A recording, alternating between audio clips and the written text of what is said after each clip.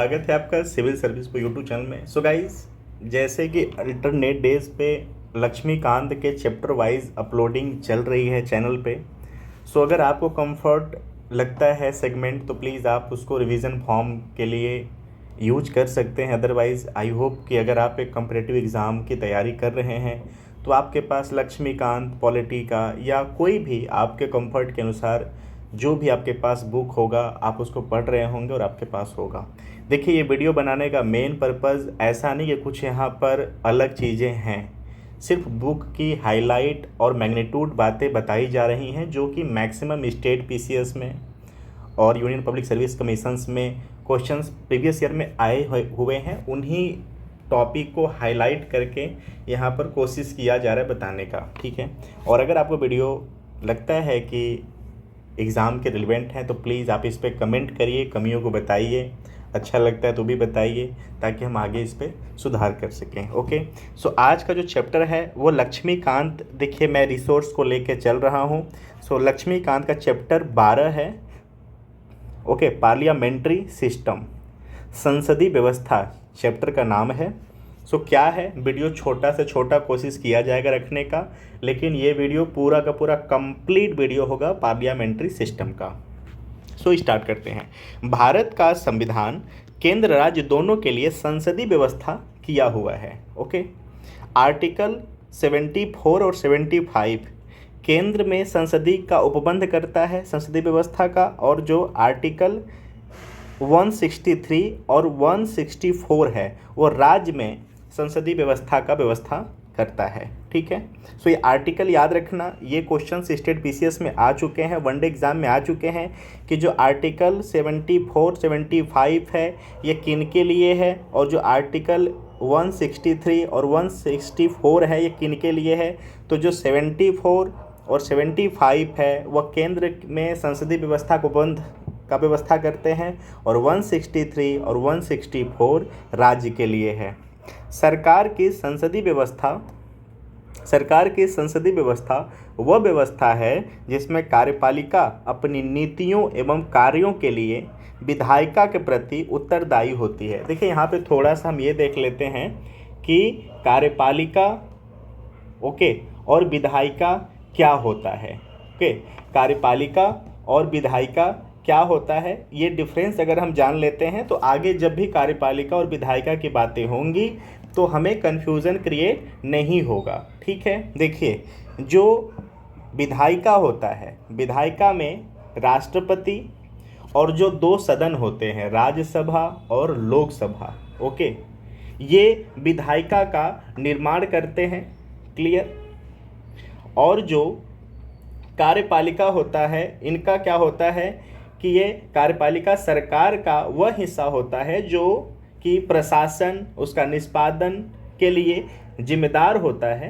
सो ये हमारा होता है कार्यपालिका। ओके, सो कार्यपालिका और क्लियर। तो आप कार्यपालिका और विधायिका में बिल्कुल कन्फ्यूज़न नहीं लाना कि क्या होता है। मैं रिपीट कर दे रहा हूँ। देखिए, जो कार्यपालिका होता है, कार्यपालिका जो सरकार होती है ना, सरकार के मामले में भी एक संस्था नीतिगत निर्णय लेती है जिसमें नियम कायदे के बारे में फैसला करना होता है, ठीक है, क्लियर, और उसे लागू करने की जिम्मेदारी निभानी होती है।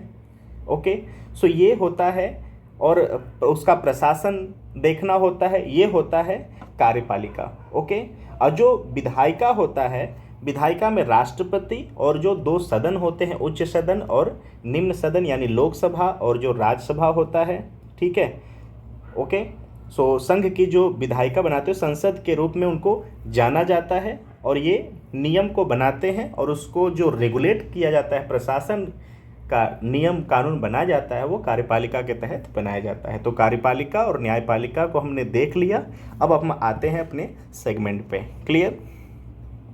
दूसरी ओर सरकार की राष्ट्रपति शासन व्यवस्था, कार्यपालिका अपनी नीतियों एवं कार्यों के लिए विधायिका के प्रति उत्तरदायी नहीं होती है, ठीक है। ये सेगमेंट भी स्टेट पीसीएस में एकदम पूरा का पूरा कॉपी पेस्ट कर दिया था।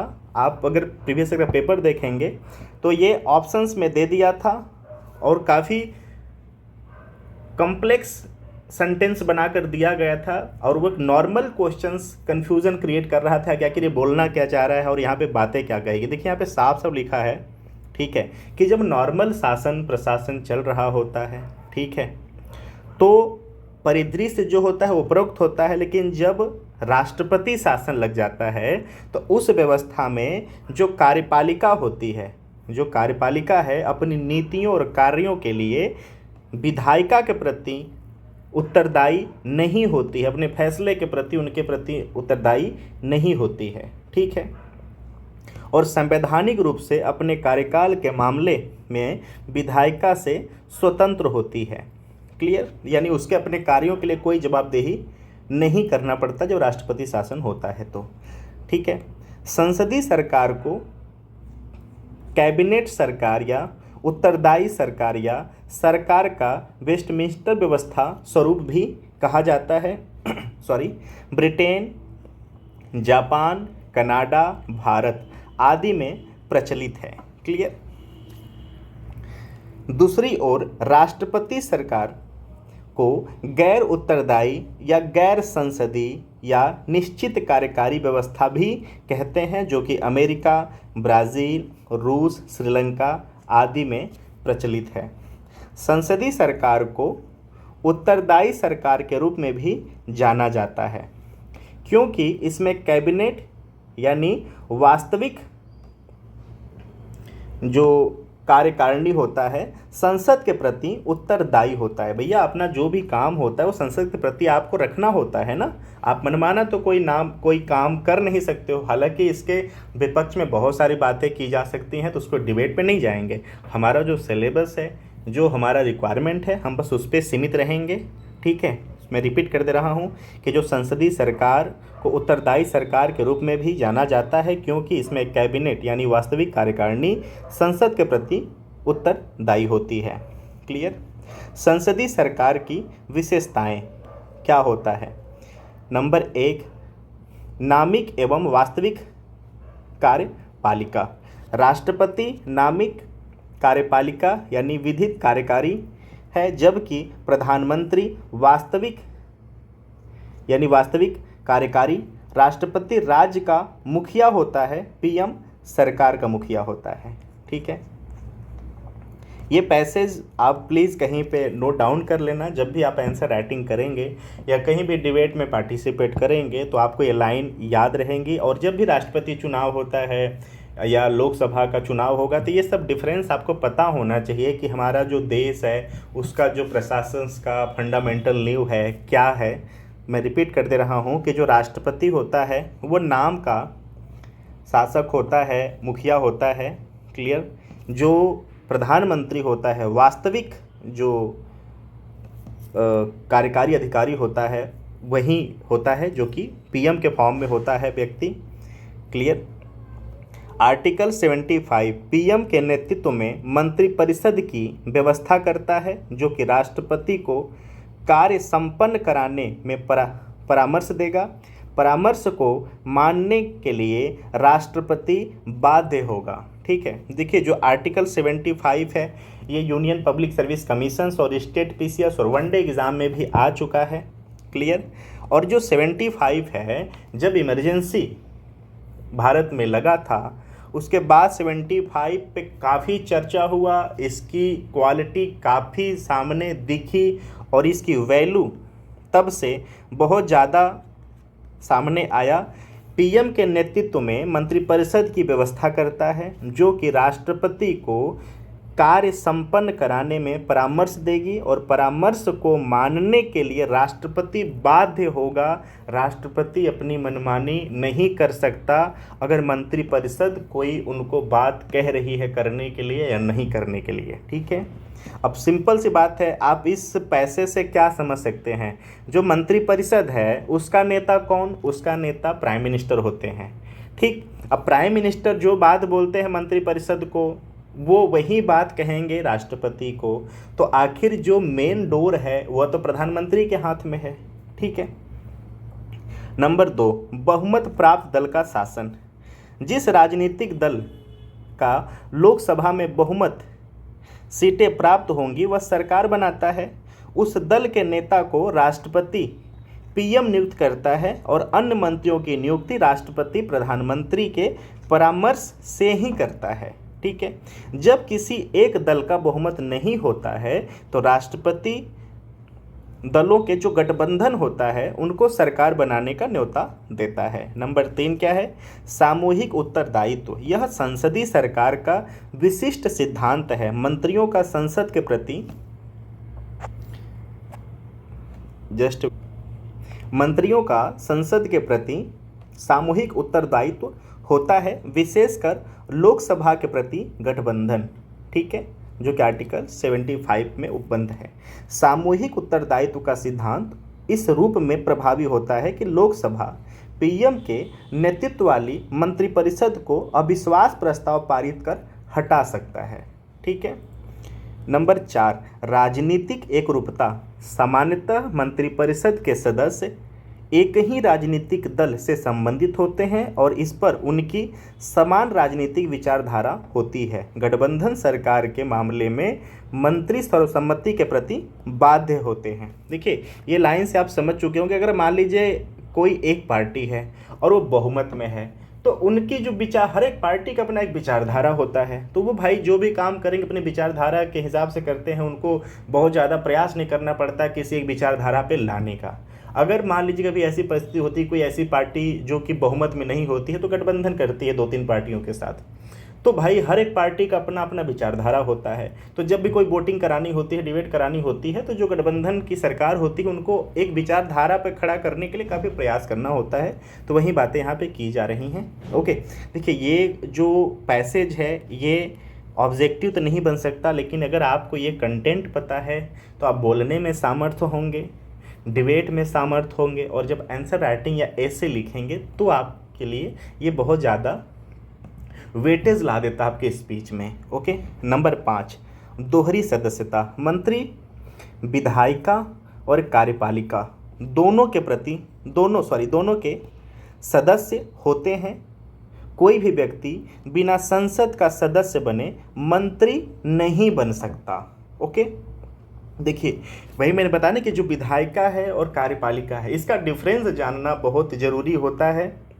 जब हम डिफरेंस जान लेते हैं तो यहाँ पे कन्फ्यूज़न नहीं होता है। ठीक है, मैं एक बार दोबारा कोशिश कर दे रहा हूँ आपको बताने का। आई होप कि इस बार आप कहीं ना कहीं प्लीज़ नोट डाउन कर लेना कि कार्यपालिका और विधायिका क्या है। ठीक है, सो विधायिका के देख लेते हैं कि विधायिका क्या है। जो राष्ट्रपति होता है, राष्ट्रपति और जो 2 सदन होते हैं जिन्हें हम राज्यसभा और लोकसभा के रूप में जानते हैं, संघ की विधायिका बनाते हैं। ठीक है, विधायिका में देखिए कौन कौन आ गया, जो लोकसभा के मेंबर हैं, जो राज्यसभा के मेंबर हैं और राष्ट्रपति, ये आ गए विधायिका में।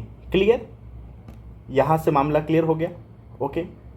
अब देखिए जो कार्यपालिका होता है, जो सरकार के मामले में एक संस्था नीतिगत निर्णय लेती है। ठीक है, नियमों कायदों के बारे में तय करती है, दूसरे उसे लागू करने की जिम्मेदारी निभाती है सरकार का वह अंग।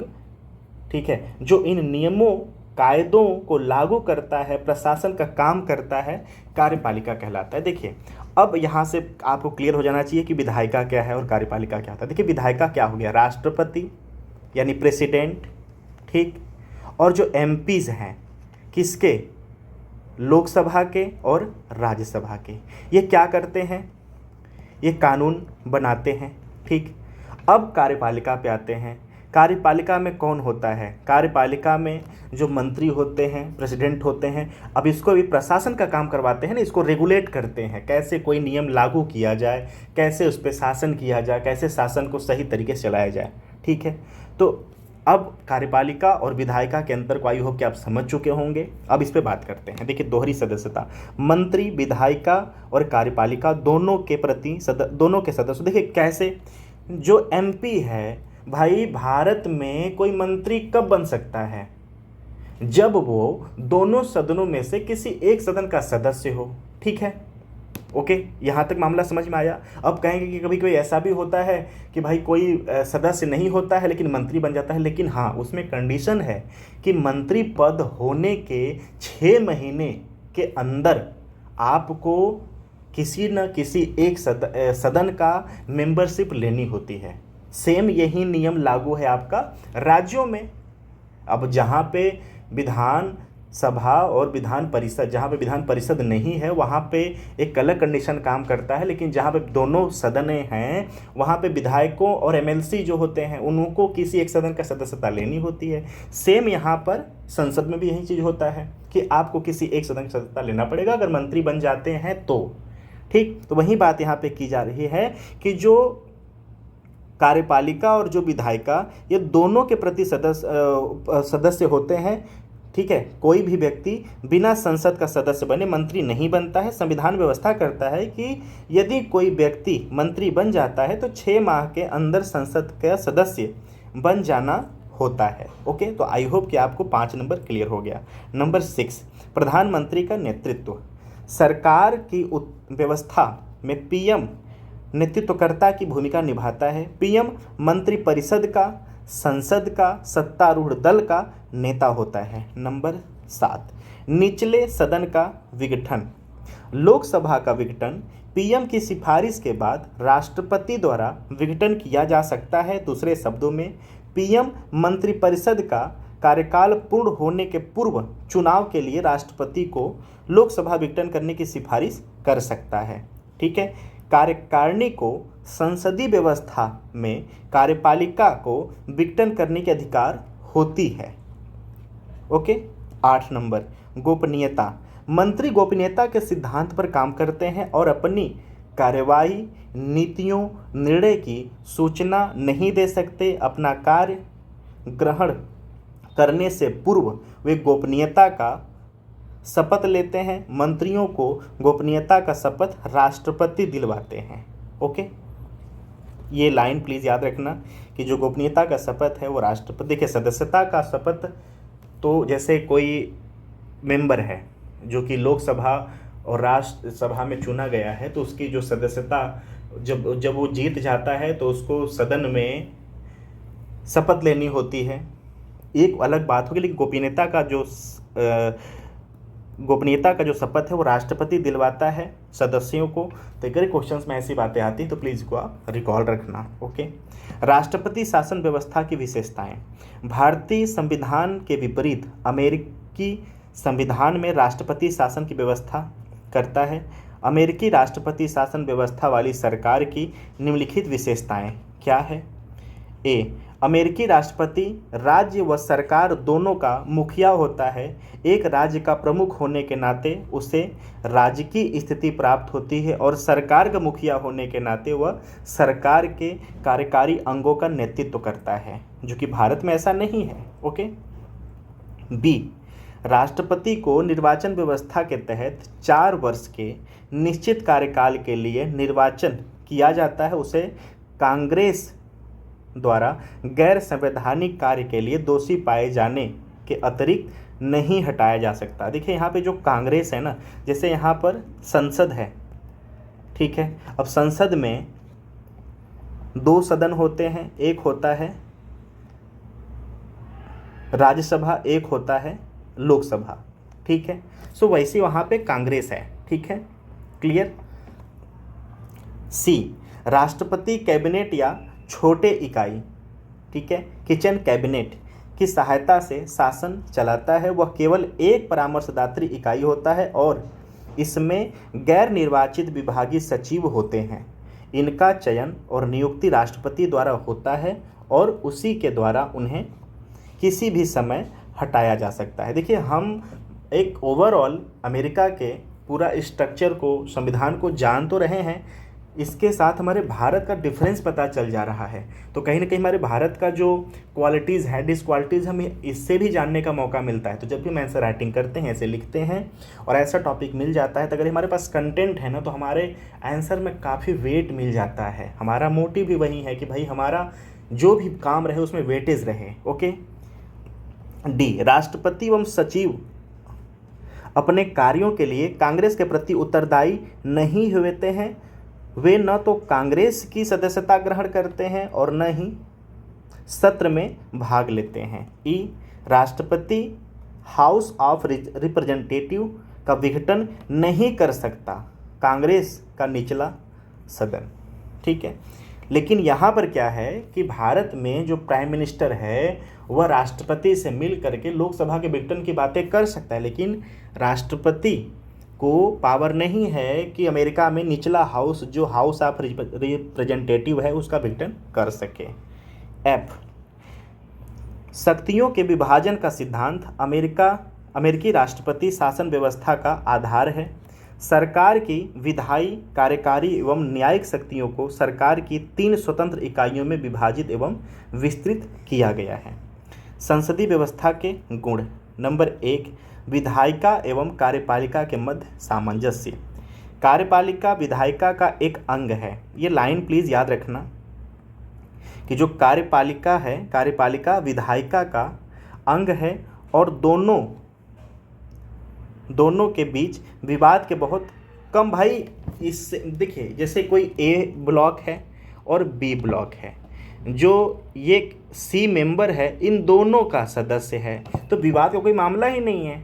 ठीक है, एक में क्या करना है, कानून को बनाना है, दूसरे में क्या करना है, कानून को रेगुलेट करना है। तो कानून यही बना रहे हैं और फिर यहीं पे ये व्यक्ति कानून को रेगुलेट करने के लिए जो ये देखिए, ए में कानून बनाया जा रहा है और बी में कानून को रेगुलेट किया जा रहा है, और ये कर कौन रहा है, सी कर रहा है। ठीक है, तो सी की सदस्यता यहाँ पर भी है, यही यहाँ पर काम कर रहा है, और सी फिर यहाँ पर कि जस्टिस का काम कर रहा है। तो फिर विवाद कहाँ पे हो सकता है, विवाद होने का कोई चांस ही नहीं है, क्योंकि सेम व्यक्ति यहाँ पे काम कर रहा है, सेम व्यक्ति यहाँ पे काम कर रहा है, तो वही बातें यहाँ पे कही जा रही हैं। नंबर 2, उत्तरदायी। देखिए इसमें भी अपवाद है। कभी कभी ऐसा हो जाता है कि जो प्रेसिडेंट होते हैं वो किसी और पार्टी के द्वारा चूज कर लिए गए होते हैं और सत्ता में कोई और पार्टी आ, भाई इनका जो प्रेसिडेंट का कार्यकाल अभी बचा हुआ है, ठीक, और लोकसभा चुनाव हो गया, प्राइम मिनिस्टर किसी दूसरे दल का बन गया, ठीक है, अब इनका पार्टी का रूट एक अलग है, इनका एक अलग रूट रहता है, तो कभी कभी विभेद की बातें ऐसी आ चुकी हैं। और कभी कभी ऐसा होता है कि राष्ट्रपति में और मंत्रिपरिषद में आपस में सामंजस्य नहीं बन पाता है, वो एक अलग बात हो जाती है। फिलहाल यहाँ पर एक नॉर्मल बातें की जा रही है, उसको आप समझिए कि जो विधायिका है, कार्यपालिका है, आपस में कभी इनके अंदर ऐसा कोई कंडीशन नहीं आता जिसमें आपस में इनके विभेद हो किसी भी बात पे। ठीक है। नंबर 2, उत्तरदायी सरकार। मंत्री अपने मूल और कार्याधिकार कार्यों के लिए संसद के प्रति उत्तरदायी होते हैं। संसद मंत्रियों पर विभिन्न तरीके जैसे प्रश्नकाल, चर्चा, स्थगन प्रस्ताव एवं अविश्वास प्रस्ताव आदि के माध्यम से नियंत्रण रखती है। नंबर 3, निरंकुशता का प्रतिषेध। ठीक है, सो इसको बताना कुछ है इसमें खास नहीं, इसमें मेरे पास टॉपिक लिख दिया कि निरंकुशता का प्रतिषेध होता है।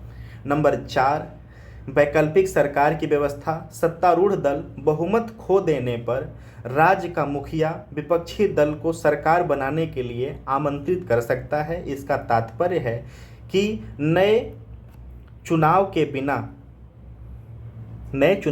बिना वैकल्पिक सरकार का गठन हो सकता है। ठीक है।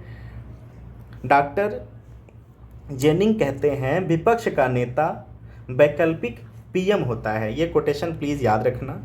ठीक है। संसदीय व्यवस्था के दोष क्या हैं? अस्थिर सरकार। भाई इसमें अस्थिर सरकार इसलिए है कि कभी भी उनका विश्वास अविश्वास चुनाव करके उनको दल से गिराया जा सकता है, और जो प्राइम मिनिस्टर होता है वो राष्ट्रपति से कह के लोकसभा का विघटन कर सकता है, चुनाव फिर से कराया जा सकता है। ठीक है, तो इसको आप लिख सकते हैं। नीतियों की निश्चितता का अभाव। देखिए नीतियों के निश्चितता का अभाव का मतलब यहाँ पर ये होता है कि मान लीजिए हमारा चुनाव हुआ, हमारा दल कोई ए व्यक्ति है, ये चुनाव में जीत चुके हैं, ठीक, अब इनका कोई प्रेसिडेंट बन गया, इनका कोई पीएम बन गया, अब इनका कोई नीति है जो कि आने वाले समय में चलाने वाले हैं। ठीक, 5 साल मान लीजिए कोई ऐसा है कि मैंने जो वृद्धा पेंशन योजना है उसको मैंने लागू किया। ठीक, अब ये 5 साल चला। ठीक, अगर सरकार नहीं गिरती है तो इसके निश्चितता की बात की जा रही है। अगर सरकार नहीं गिरती है तो 5 साल वृद्धा पेंशन चला। अब कोई सरकार सी बनाता है अगले 5वें साल, जो आने वाला 5वां साल है, तो हो सकता है कि वृद्धा पेंशन उसको पसंद ना आए, ये बंद कर दे या कुछ इसमें नया रेगुलेशंस लाए।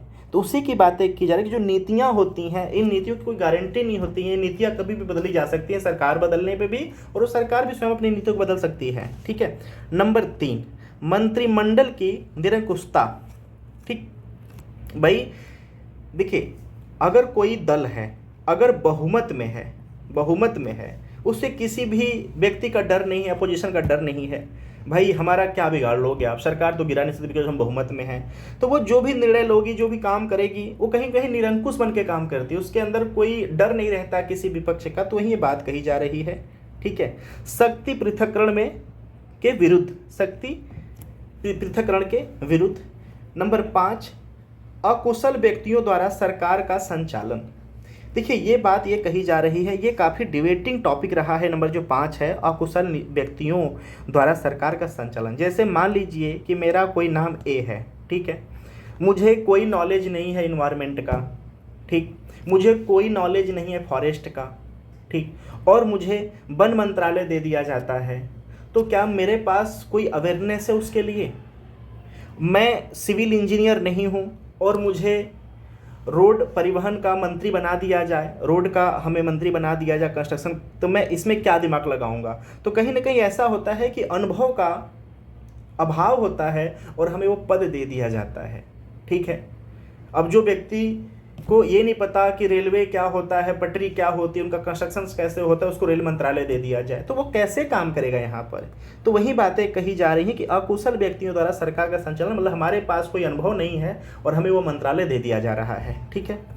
भारतीय एवं ब्रिटिश मॉडल में विभेद, ये काफ़ी इम्पॉर्टेंट है। हालांकि हमारा जो संविधान है वो एक प्रकार से नकल तो नहीं कर सकते, लेकिन काफ़ी प्लेटफॉर्म सेम रहा है हमारे संविधान का।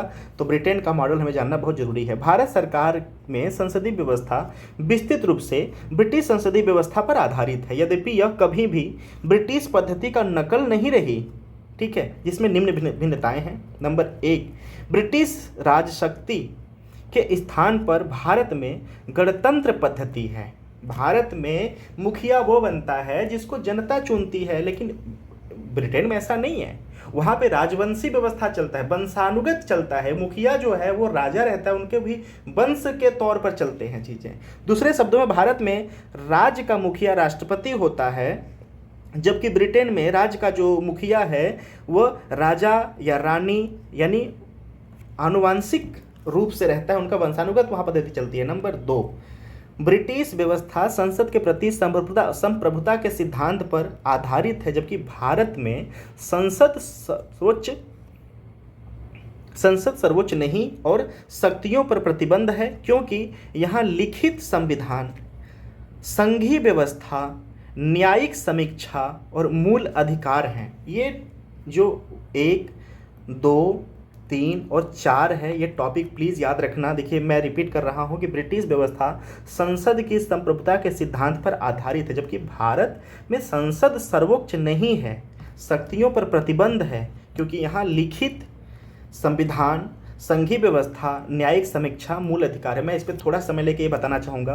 देखिए संसद यहाँ पे कुछ भी नहीं कर सकती। जो संविधान में लिखी गई बातें हैं आप उससे बाहर नहीं जा सकते हैं। ठीक, अगर बाहर जाते हैं तो उसको न्यायपालिका में चैलेंज किया जा सकता है। ओके, तो यहाँ पर जो लिखित संविधान है, ओके, आप इस एक बाउंड्री लेवल है, आप मनमानी नहीं कर सकते। संघीय व्यवस्था है, संघीय व्यवस्था का मतलब यहाँ पर कहने का मतलब ये है जैसे कोई एक देश है, उस देश में एक केंद्र सरकार है और एक राज्य सरकार है। जस्ट देखिए जैसे कोई ये देश है, यहाँ पर एक सेंट्रल गवर्नमेंट है, यहाँ पर एक स्टेट गवर्नमेंट है और यहाँ पर एक लोकल गवर्नमेंट है, जिसको हम संघीय व्यवस्था की क्वालिटी जो कारक होते हैं। तो संघीय व्यवस्था भारत में है। ठीक है। न्यायिक समीक्षा, आप कोई भी नया कानून लाते हैं, रिफॉर्म करते हैं, अगर वो लगता है कि हमारे संविधान के मूल स्ट्रक्चर को टच कर रहा है, डिस्टर्ब कर रहा है, कहीं उस पर प्रतिहार का काम कर रहा है, तो उसको चैलेंज किया जा सकता है। और न्यायपालिका के पास पूर्ण शक्ति है किसी भी निर्णय को सही और गलत बता पाने की क्षमता है। मूल अधिकार, यहाँ पे भारत के पास जो व्यक्ति होते हैं, नागरिक होते हैं ना, उनको जन्म से मूल अधिकार मिल जाते हैं। ठीक है। उस मूल अधिकार को कुछ सीमित परिस्थितियों में ही कमी की जा सकती, कटौती की जा सकती है, अर्थात अलग की बात है, उनको जन्म से मिलता है, तो आप उस पर भी बहुत ज़्यादा अतिक्रमण नहीं कर सकते हैं, अतिक्रमण का नहीं कर सकते हैं। और राज्यों के अतिक्रमण को रोकने के लिए, मनमाना को रोकने के लिए मूल अधिकार की व्यवस्था की गई है संविधान में। ठीक है। नंबर 3, ब्रिटेन में पीएम को संसद के निचले सदन का यानी हाउस ऑफ कॉमन्स का सदस्य होना चाहिए, जबकि भारत में ऐसा कुछ भी नहीं है। भारत का जो पीएम है वो लोकसभा का भी मेंबर हो सकता है और राज्यसभा का भी मेंबर हो सकता है। जो मनमोहन सिंह जी थे एक्स प्राइम मिनिस्टर, वो राज्यसभा के थे, इंदिरा गांधी भी राज्यसभा की थी। ठीक है। नंबर 4, ब्रिटेन में संसद सदस्य बतौर मंत्री नियुक्त किए जाते हैं। भारत में व्यक्ति संसद सदस्य नहीं है उसे भी मंत्री बना दिया, लेकिन उस पर कंडीशन है कि 6 माह के लिए मंत्री बनता है। अगर आप ब्रिटेन में, मैं रिपीट कर रहा हूँ, ब्रिटेन में संसद सदस्य बतौर मंत्री नियुक्त किए जाते हैं, लेकिन भारत में ऐसा नहीं है। व्यक्ति संसद सदस्य नहीं है उसे भी 6 माह के लिए मंत्री बना दिया जाता है, लेकिन अगर 6 माह के आगे आपको मंत्री पद पे रहना है तो आपको किन्हीं 2 सदनों में से किसी एक सदन का यानी लोकसभा या राज्यसभा में से किसी एक सदन का सदस्य बनना जरूरी है। नंबर 5, ब्रिटेन में व्यक्तियों की कानूनी जिम्मेदारी होती है। भारत में ऐसा कोई व्यवस्था नहीं है। नंबर 6, ब्रिटिश कैबिनेट व्यवस्था में छाया कैबिनेट यानी शैडो कैबिनेट एक अनोखी संस्था, इसे विपक्षी पार्टी का गठित ताकि सत्तारूढ़ दल के साथ संतुलन बना रहे। ठीक है, क्लियर। सो ये नंबर जो 6 है, मैं रिपीट कर रहा हूँ, ब्रिटिश जो कैबिनेट है वो व्यवस्था में एक छाया कैबिनेट व्यवस्था भी किया है। ठीक है, जिसको शैडो कैबिनेट कहते हैं। ये कौन करता है? जो विपक्षी पार्टी होती है। ठीक है, उसको ऑप्शनल प्राइम मिनिस्टर भी कहते हैं उसके विपक्ष के नेता को। वहाँ पे ये रहता है कि जो सरकार वहाँ पे चल रही है उसके साथ कम्युनिकेशंस रहे, स्थिरता रहे, सरकार में काम में न्याय रहे, स्थिरता रहे, सच्चाई रहे। ठीक है, इसके लिए संतुलन बनाने के लिए व्यवस्था किया गया है शैडो कैबिनेट का। ठीक है, अब हमारा नेक्स्ट इसमें पैरा है 42 और 44 जो संशोधन जो अमेंडमेंट हुआ है 1976 और 1978 में राष्ट्रपति के लिए मंत्रिपरिषद की सलाह को मानना अनिवार्य बना दिया गया है। मैंने ऊपर ही बात किया था कि जब हमारा इमरजेंसी लागू हुआ था, भारत में लगाया गया था, तो उसके बाद ये काफ़ी ट्रेंड में रहा ये मुद्दा। ठीक है, सो मंत्रिपरिषद की सलाह को राष्ट्रपति को मानना जरूरी है। ठीक है, उसको मानना ही पड़ेगा। Okay, so guys I hope कि आपको ये पार्लियामेंट्री सिस्टम पसंद आया होगा। अगर इसमें कोई कमी है तो प्लीज़ आप कमेंट बॉक्स में कमेंट करिए। कमियों को हर पूरी कोशिश की जाएगी कि आने वाले सेगमेंट में चीज़ों को सुधारा जा सके। सो ये लक्ष्मीकांत का चैप्टर नंबर 12 था, टॉपिक का नाम था पार्लियामेंट्री सिस्टम। ये फुल वीडियो है, इसके बाहर आई होप कुछ भी नहीं छूटा है। So thank you so much for watching. आप ऐसे ही वीडियो को प्यार देते रहिए। धन्यवाद।